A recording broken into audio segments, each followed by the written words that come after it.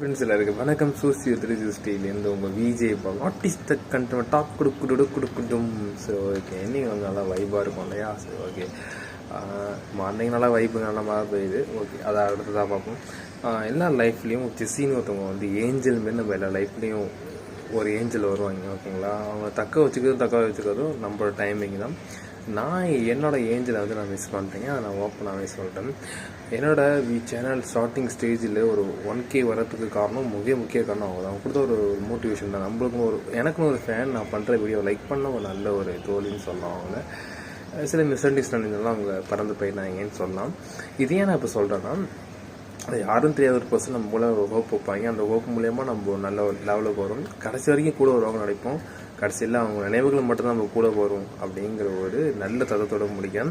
எங்கே இருந்தாலும் நல்லா இருக்குன்னு சொல்லிட்டு ஜெஸ்ஸியை வாழ்த்துட்டு இந்த வீடியோ முடிச்சுக்கிட்டேன். பாய் பண்ணுறாங்க. சரி.